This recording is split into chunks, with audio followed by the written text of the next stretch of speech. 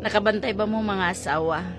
Nga kaning ang atong bana, sobra kahinawayon. Kinsay nakabantay dia.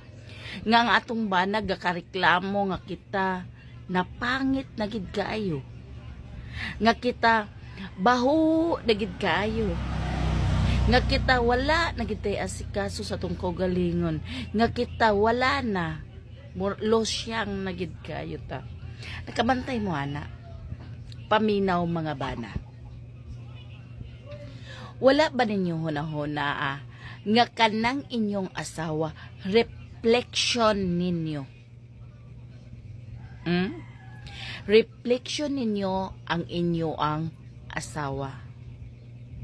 Kung kanang imong asawa pangit na sa imong pananaw, kung kanang imong asawa nalusyang na siya tungod na sa iya ang pagpaningkamot diha sa inyong kaugalingon, tungod kay kulang na kaniya og sustento.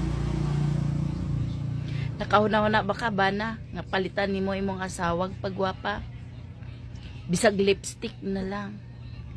Di ba wala? Di ba wala ka nakahuna-huna ana? Unya karon magreklamo ka.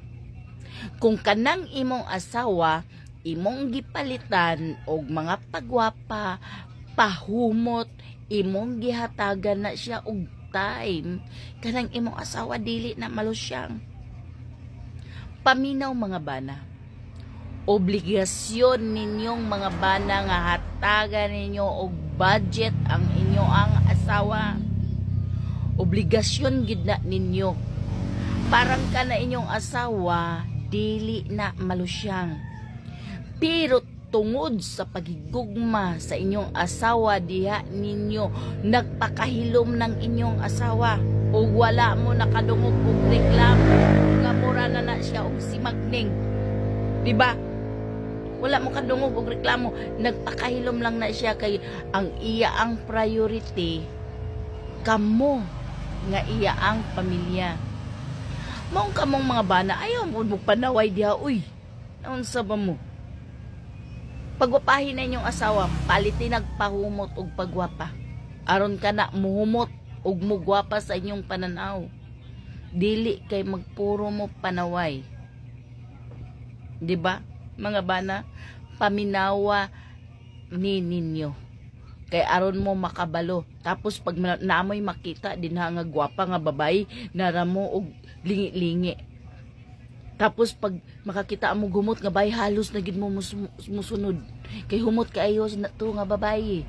Ganahan kay ko ato niya kay humot. Ako nga asawa baho nagig kay ilok. Hoy, nabaho na yang ilok tungod kay kulang kag sustento sa iya. Mong ayaw gyud panaway.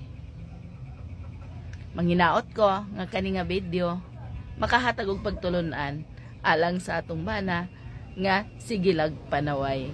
Daghang salamat ug maayong adlaw.